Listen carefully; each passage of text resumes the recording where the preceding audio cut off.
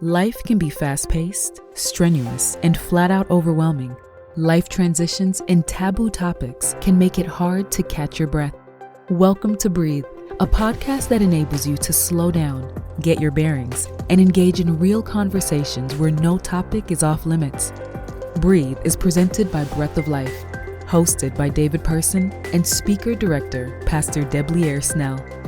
Boom! What's up? I'm good. How you feeling, man? I'm good. Pastor Snell, David Person. Yeah. And behind the glass today, Kirk Nugent. Yeah, we put him out. Yeah. We leveled up today. We leveled up today. We had to make room. We had to make room. That's what it is. We're in a new space, as you can tell, just for today, probably. Yeah. Special occasions, maybe. Yeah. And this is a special. It's this month. We're having a series of conversations that we are very, very excited about. We got some really special guests as we welcome in the Gen Z perspective. That's right. And so what we're going to be doing is going to be having some conversations where, we're normally here. Mm-hmm. We represent a certain demographic, but we want to get a more youthful perspective on life, church, love, all the things. All the things. Yeah. That's right. And they've already displayed their Gen Z-ness because when I made a reference to the various age demographics, I heard a little snark. Yeah. Snark. But we're going to go ahead and introduce them. By the way, for those of you who don't know, Gen Z are those young people who were born after 1995. After 1995. Mm-hmm. And then, of course, the next generation above that is, or I guess following that, is Generation Alpha. Alpha, correct. Yes. Which is 2010. So this group is referred to in terms of, social distinction. Right. They've always known the internet. Yeah. Known as digital natives. Yep. Probably don't remember a time without cellular phones. And so, they kind of see the world through a very different lens, process information very differently.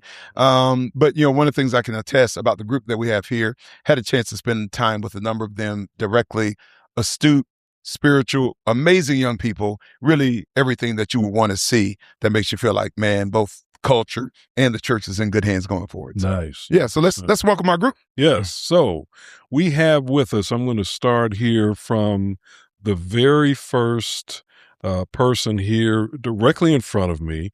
You may already recognize her if you've been following what's been happening with Oakwood and UNCF. We have with us, as Danita described her, Queen. Yeah. Megan Woods. Queen Megan is in the house. Queen Megan. All right. And she is a biology major, a senior, and also a Spanish major. She's from Lansing, Michigan. And as we just said, she is currently Oakwood's UNCF Queen and is the Miss National UNCF Queen. Say hi, Megan. Hi. Thanks for having me. Good to see you, Megan. And Megan plans to be a lawyer and a pediatric nephrologist. Oh, wow. Ooh. Very specific. Very specific. Very specific. All right. Really good. All right. Let's see here. Now, if I mess up here, I believe sitting next to Megan is Avery. Yes, sir. All right. Avery Brown, who's a sophomore theology major with a minor in psychology from Upper Marlboro, Maryland. He is currently the student body's religious vice president, and he aspires to be a pastor in the Seventh-day Adventist Church and a mental health counselor. Yes, sir. Avery, good to see you, man. Welcome, Avery. Thank you. All right, sitting next to her, and she already said, you better get my name right. Do not mess up my name. Akila McTavish. McTavish. Akila McTavish. All right. You're not going to jump me after this. No. Okay. Akila McTavish. She's a graduating senior majoring in biology. She's passionate about serving others, especially women and children, and plans to become an OBGYN. That's awesome. Welcome. Akila. Now, Akila, speak up. Now, Oh, I will. you a little soft. She went soft. Yeah. No, she's a nice young lady. Yeah. All right. I know this young man, Gabriel Morency. We call him Gabe. He's a senior at Oakwood and currently is the student body president. Gabe is from Maryland, and he describes himself as a leader driven by a deep commitment to Christ with a passion for sharing the gospel and calling others into purpose. I also happen to know that Gabe is a business owner, successful business owner, an award-winning business owner. So, Gabe, it's good to see you again, my man. Thank you. And then last but not least, Mr. Andre Jones, who is a sophomore theology major from Charlotte, North Carolina. Charlotte, yes, sir. I don't even know why that was necessary. But okay, you feel that way, okay. Maybe because the Hornets are finally looking like they have a winning season finally. Maybe that's why you're so excited. So he holds the deep conviction, he's a theology major sophomore, he holds the deep conviction that he is not Adventist by culture or tradition, but based on the belief that Jesus Christ is coming again and that every believer must use every effort to sound the message of his soon return. That's quite a statement there, Andre. Very awesome. And I think we may be touching on that as we have our conversations over the next few weeks, because you guys are going to be with us for the whole month. So again, welcome. And Pastor Snell, you want to ask the first question? Yeah. So what we're talking about today is Gen Z and church. All right. So, if ever you go on social media, you'll have a varying range of conversations or opinions or perspectives on what church is, what it isn't. Many times you have people our age kind of giving their hypotheses as to why young people may not engage in church in quite the same way as previous generations. And sometimes I listen to it, and sometimes there are things that make some sense, but there are times whereas I sit across from people like them, that our perspective doesn't really align with theirs. So I was like, I think it's critical that we kind of hear from people who are part of this generation. So one of the first questions today, as we talk about Gen Z in church, as a person that's in their early 20s or late teens, what are you looking for from church? Like, what brings meaning, value, what enhances you spiritually in a church community that you're a part of or that you would look to be a part of? Definitely. Come on, Avery, jump into it. Yeah, I think definitely the one word that I would use to sum it up would be authenticity. I think oftentimes when you're walking into a church, something that really helps me feel welcome is when the greeters come up to you, they hug you, say welcome, not just hand you a card, but then you go and sit down and people are still coming up to you. Some churches have that time where, they say, go meet someone new. And then people actually do come up to you, invite you that way. But I think another level of authenticity that I personally would love to see is testimonies shared from people during the service. Wow. I think oftentimes when you see people always, dressed up in their suits or have the nice dresses on, it can be easy to assume that they've always had the perfect Christian life. But seeing people who may look that way show you what they've gone through could be an added level of authenticity. Okay. All right. Miss Oakwood, tell us what do you think about it? Yeah. What are you looking for from church? I'd say community. I grew up in a really small church, so you knew everyone. It was grandma so-and-so, aunt so-and-so, and just hearing their stories really empowered me. It was, hey, there's not one size fits all on how to be a Christian. Okay. Someone may have had a different definition, but all of those combined kind of shaped who I was and what I wanted. So let me ask you this, just before we shift to the next person. You prefer a large church context or more of a family, smaller, intimate church context? Say a family, smaller, intimate context. Really? Okay. All right. It's so funny because most people assume that young people have to have the large, grandiose, big presentation with all the bells and whistles. With all the bells and whistles. And that's one of the things as I've listened to them, I'm kind of like, our perspective doesn't match with what they're always requesting. And I noticed, Pastor, that when Megan was answering the question, all of them were shaking their heads saying that's what you prefer. The smaller, more intimate environment. So then I want to ask a follow-up. Now, the pastor is here. He's got tough skin. Don't worry about offending him. Be respectful, of course. Don't worry about offending him. But how do you feel about a large, vibrant church and church service such as we have at Oakwood? I could speak on that. I think that a lot of times in those environments, we kind of get drowned out and we're not seen. It's kind of funny to go off of what Pastor Snell was saying, that a lot of people think that we want bigger environments, but there's not a connection to actually get to know what we want. And a lot of times in bigger environments, that is what happens regularly. You don't go to the individual to actually get to know them. It's just, hi, happy Sabbath, how are you? And you go about your day. In a smaller, intimate environment, there's more connection. There's more time to speak, to actually get to know the person, to know their concerns and everything. So that's why, for me at least, I prefer more intimate. Are all of you, and we've already heard from Megan, so I know that your home church is relatively small. Do the other four of you, are you from smaller churches? Well, right now I am. Moving to Georgia, I went to a smaller church, but coming from New York, my church was pretty big. Okay. I wouldn't go to a community praise church. I don't know if you know community praise, but they're pretty large. Pretty large church. Yeah. What about Gabe? How about you, Gabe? Yeah, what are you looking for from church? Well, I'm looking for community. I think Megan said it best. I grew up going to this church in Maryland called Emmanuel Brinklow. Yeah. And, yes, sir. And when I was going to Emmanuel Brinklow, we had a very active community. So church was, for me, a Friday night activity to a Sunday afternoon activity. Okay. So Friday night, you had choir rehearsal and you'd go and you'd sing. And then Sabbath morning, you'd go to church. And then Sabbath afternoon, you'd have Pathfinders, you'd have drum corps, or sometimes there was under shepherd group. And so for under shepherd group, I think there was one Sabbath a month where based on where you lived, people would go to someone's house and you would have church at their home. And then Sabbath night, we'd have AY, we'd have Vespers. And then Sunday morning, we'd have Pathfinders. And the reason I make that distinction is because it was a lot of work, but I make that distinction because I think many young people are going to church, but they're not getting community and they feel alone. And so when you don't find that community there, you naturally look for your community in other places. You look for your community in places like maybe a gang. You look for community in maybe friendships that you should be in, but at least these people accept you and at least they invest their time and energy into seeing you. So. Okay. All right. How about you, Andre? Round out that first question for us. The thing that I'm pretty much looking for in church is, yes, of course, community. I come from Northeast Seventh Adventist Church, so we're a little more medium sized. Yeah. Everybody there knows me, so I grew up knowing everybody's auntie, uncle, sister, brother, things like that. But also towards Avery's point specifically, authenticity, worshiping in spirit and in truth. I think our generation can kind of tell when it's practiced or performing and not more so actual worship. That's true. So I'm looking for authentic worship. Yeah. So go back to that authenticity piece. What exactly does that look like? What is the metric that you use to detect whether or not this church culture is authentic or whether it feels forced or artificial?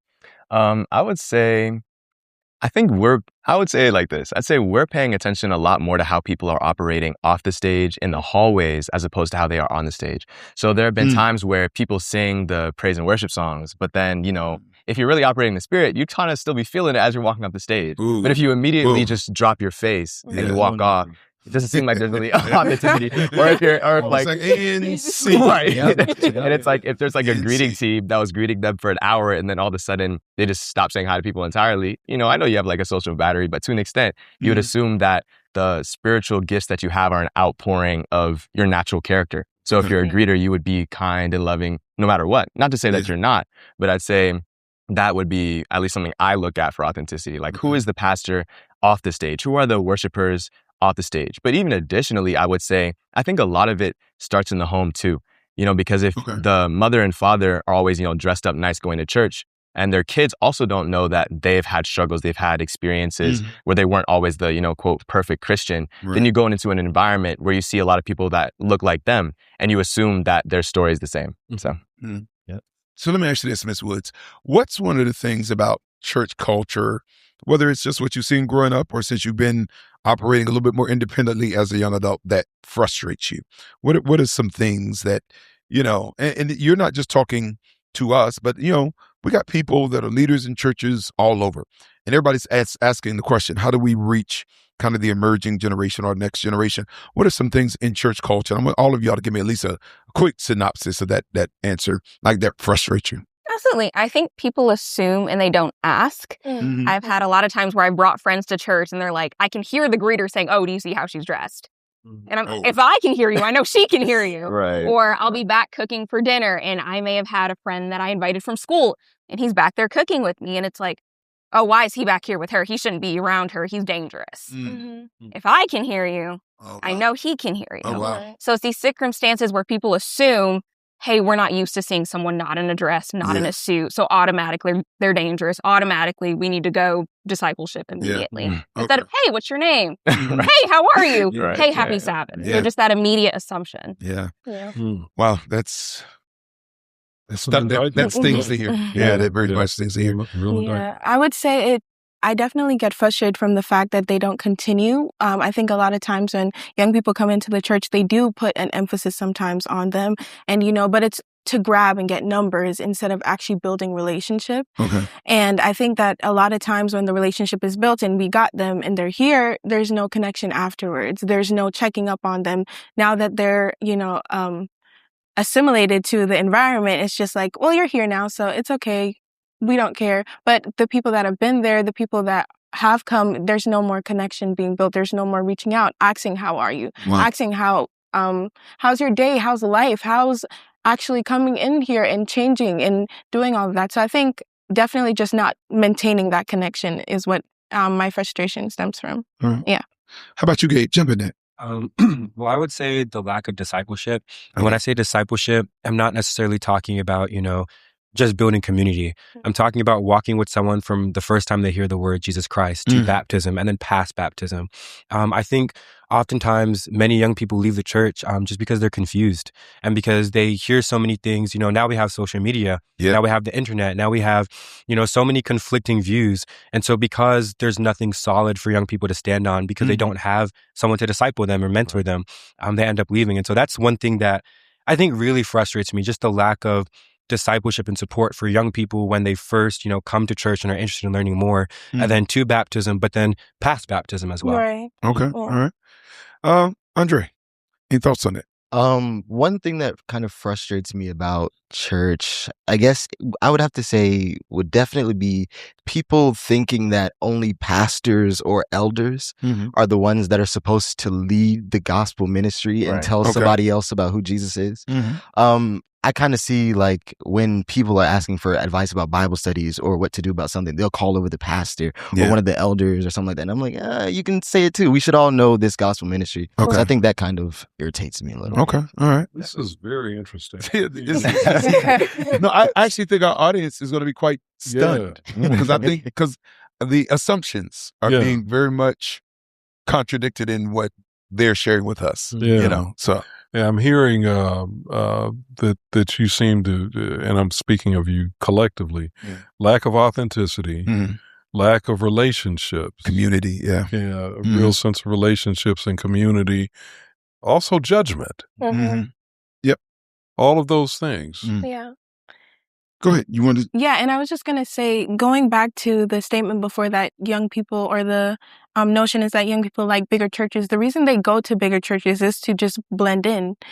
Sometimes they're sick of the judgment and sick of just the hypocrisy. So they're just like, if I blend in, then no one will speak out. No one will talk to me. So I can just come get my word and go home. But that's not actually what we want. We just do that because it's the best thing that we think. That's where it feels the safest. Yeah. So yeah. Wow.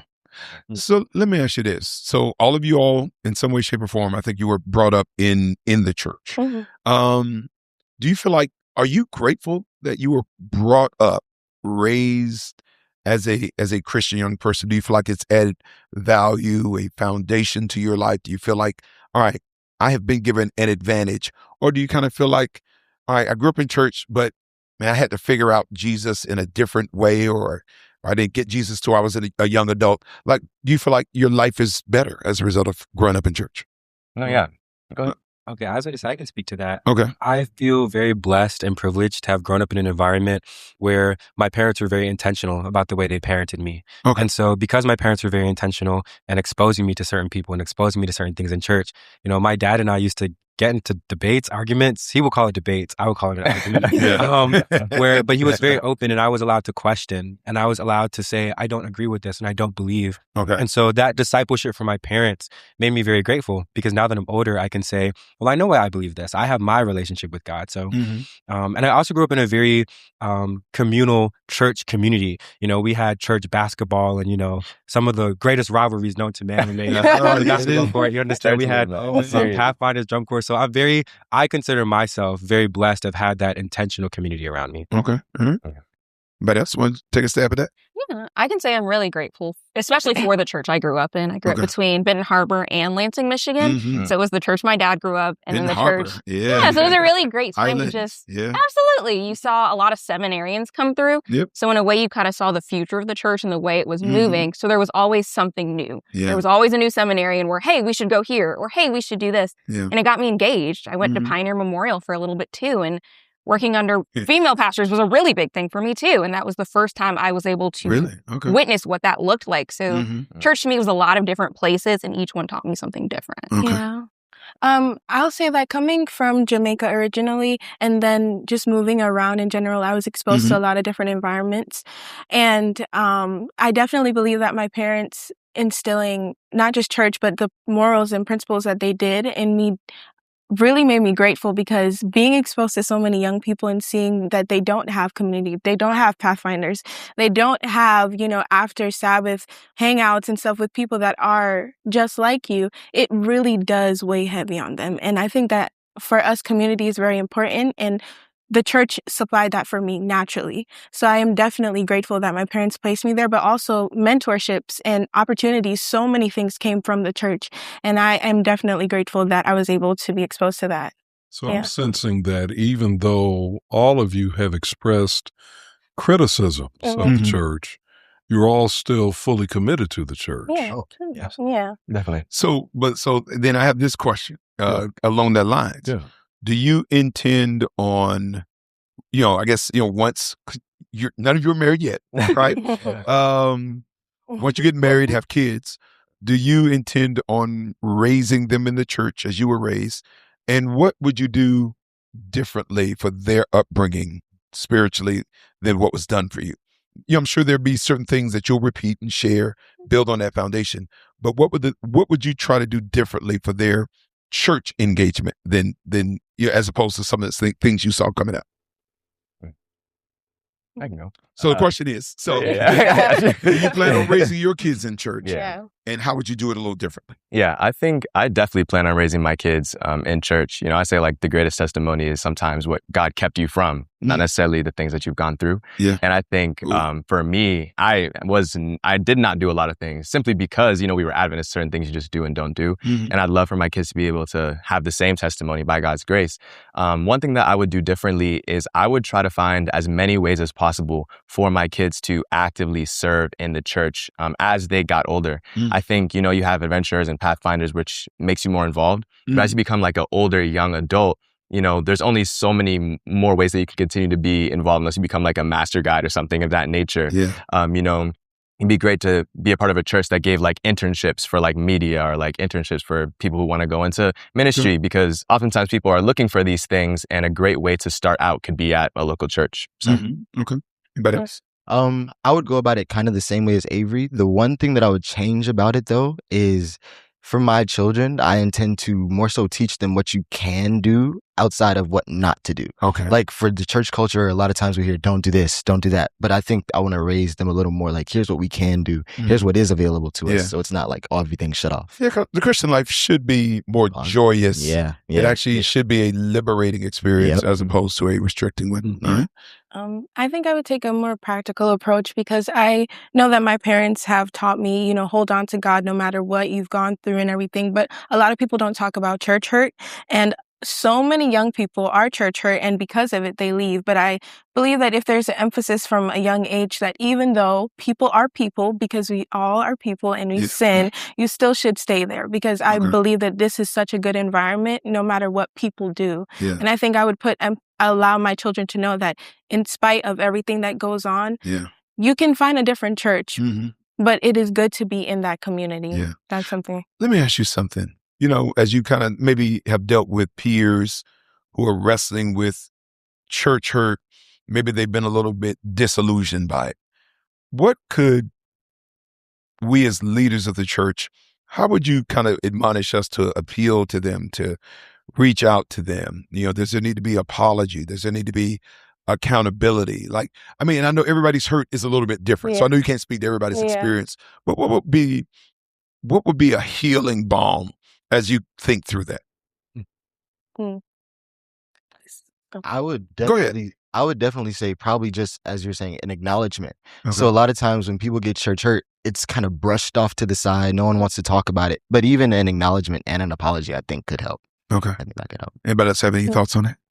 Yeah, I think I would go on to say, we've obviously addressed that there's church hurt, but sometimes we acknowledge things without providing a solution to what caused the hurt to begin with. Okay. So I think, and this is clearly individual based on your church or what kind of past you are, addressing the kind of hurt you've caused, but then also taking actual practical steps to make sure that you're not continuing to hurt people, to make sure that you're not just addressing the hurt, but like you said, you're healing the hurt that's happened. Yeah. Okay. I also think it takes patience because a lot of times when people are church hurt, it takes a while for them to actually feel safe again and feel able to even come back to the environment. I know that a lot of times people do try to reach out and, create these environments, but because they're just like, I've heard this before, we sometimes are closed off. So it does take a lot of patience as well and just continuing to show them that this is from a genuine place of love and care.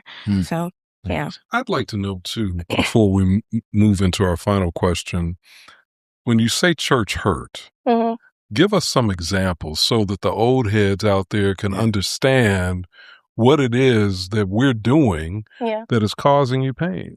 We say it's old heads. He means people his heads. Well, I am a little bit older than he is, so he's actually right about that. Well, for me, my mom, she is the first elder at our church, and she also is over women.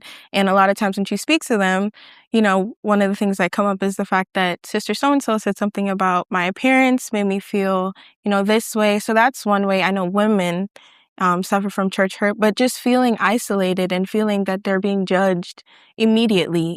I'm coming in here trying to find a safe space, but automatically I'm judged off of what I'm wearing, what I'm saying, because I don't speak and walk like you think I should speak and walk. So, yeah. Anything to add to that? Because I think that is a very, from what I've heard, that is a common experience for women. I'd like to know, I don't know if there's anything you want to add to that, Megan, but then I'd also like to know, how do young men experience church hurt? Absolutely. To Akila's point, the concept of women, we get in our circles and we get kind of chatty, like, oh, did you see what so-and-so is wearing? Oh, did you see what so-and-so is wearing? And we had a conversation, I think my freshman year, and someone was like, hey, I don't want to talk about people. And the conversation was deaded. No one said anything else, and we just moved forward. And I just thought it was incredible. He didn't make it awkward. He didn't make it a big deal. He just said, hey, I don't want to talk about people. Right. So the idea that, hey, when you're in those circles, be mindful. Right. And everyone has more influence than they think. Yeah. He wasn't anyone crazy. He wasn't even in the conversation. He just said, hey, I don't want to talk about people. And we stopped. Yeah. So just being mindful of, hey, while you might not have said anything, you did sit there. Yeah. So when it comes out at the end of the day, I knew you were there. Before I go to the guys, can we just do a little interpretation? Because she said being judged first. Yeah. And so, because I know there's somebody listening and saying, wow, so you mean we're just not going to have any standards in the church? Yeah. That's what somebody's hearing. Yeah. But I think what they're saying is, because one of the things I've had a chance to engage with some of these young people is I've seen them welcome and respond to, I guess, counsel, maybe some reproof or judgment. But I think it's, well, not judgment, but reproof or correction. But I think what you're saying is, let's not let that be the first conversation. Yeah. Like, let not your look, your energy say, oh, what's wrong? She should know better than that. When the truth is, you don't know where people are coming from. Right. You don't know what their story is. You don't know what they've endured to be here for the very first time or for a few weeks consecutively, or what their journey back to God may look like. Right. And so I just think we're saying, let's start with a relationship. There it is. Let's start with a connection as opposed to a standard. Right. And because the standard is not more important than the person. There it is. And so I just think that it's for somebody that's listening, don't misinterpret. I think they're saying, no, we want community, but like, that shouldn't be our first dialogue. Right. Yeah. Look, Pastor, you hit it right on the head. And I just want to say, because I am the oldest of my generation and the older generations, we've done a grave disservice to you all. Because so much of the way we have approached church and discipleship, to use your word, Gabe, that you used earlier, it's been off. It's been wrong. We have come at you not as people. Yep. We have not cultivated relationships. We've come at you with the thou shalt nots first. Yeah. And that's wrong. Yeah. And I'm sorry that we've done that to you all and to your generation too. Yeah. And I just think it's kind of one of those things because there are certain cultural habits. They're not dead. They're very much still alive. That's right. So even some of the things that they've articulated, they're things that we resonate with. And those who are older than us resonate with it as well. And so I just think a part of this, the reframing of church is being able to be, man, a Christ-centered church that's deep in the word, that man has a passion and high morality, but just puts people, you know, above behaviors. That's right. And I just think if we can do that, we can create a church that, you know, where all generations are tremendously blessed. As we kind of slide into home, what would you want the leaders of the church, pastors, conference presidents, local elders, you know, church board members, what would you want them to know about, all right, if you all want to, you know, be effective in winning young people to church, what would you kind of counsel them to do? And you may have kind of alluded to it in some of your previous answers, but just kind of crystallize it. Everybody give us kind of one general counsel. And I'm taking notes, even as I... No, I would just definitely say connection over correction. Okay. For sure. Because even from a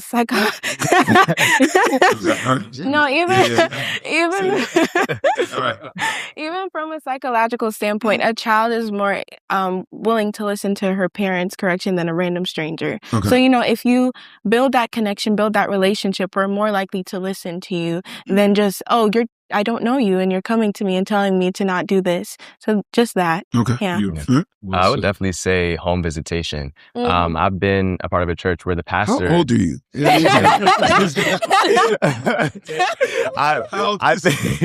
I've been a part of a church where the pastor went and visited like every single member's home. And I know it made me, at least especially for that week, personally feel like when I was going to church, I wasn't going to something that was apart from the rest of my life. It was more of a holistic type of gathering because I knew we were all connected because of their intentionality to reach out to every single one of us. And I think it's not necessarily realistic for the pastor to do that, but I think one of the main functions of the elders should be to care for and nurture the entirety of the church. I think most of the time you just kind of see them, you know, sitting in the front row, just, you know, wearing all the same suits, the same pin. But to see them like in the home, praying for you, asking you what your needs are, would go a long way. I hope our audience is paying attention to this. No, I hope they're really listening to this. Really. So I come knock on your dorm door. I'm coming early in the morning. Yeah, for me, I definitely say follow through. When I came to Huntsville, I signed up for a lot of ministries, and to this day, I've never heard back. So I wanted to get involved, and it was my first time not being involved in church, and it made going feel like a passive activity. Okay. So bringing back that activeness in church. How do I get involved? I don't need to say anything up front, but I can greet. I can help in children's ministry. These are all things I did back home. So that continuity and just following up. Like if someone wants to help, not, okay, great, but actually following it. Okay. Right. Unfortunately, you're about to graduate. So Right. Sorry, Megan. I got some for the next 6 weeks. I got some work for the next 6 weeks for you. All right, Gabe. I would say instead of trying to win people to church, win people to Christ, I think that a lot of the things that we're addressing, discipleship, community, service, these are all just branches of a bad root. And I think the bad root is that we're not necessarily trying to bring people to Christ. We're trying to fill our pews and we're trying to boost membership. But when you allow Christ to be the center and when you genuinely try to lead people to Christ, they stay because they want that. And so I genuinely believe putting that emphasis on, I'm not trying to bring more people into my church to make my church look good, but I genuinely want to save people. And having a heart for ministry, that heart is going to pour out all those other things. That heart is going to pour out the desire to build community, the desire to disciple, the desire to follow through because you just genuinely want people to receive salvation. And so that's what I would say. Okay. All right. Andre, round this out. Believe it or not, I would say correction. We still want correction. We still want to be led in how to do it. It's not what you say, it's just how you say it. I think we still want to be led towards Christ. Do you all really want correction? Believe it or not,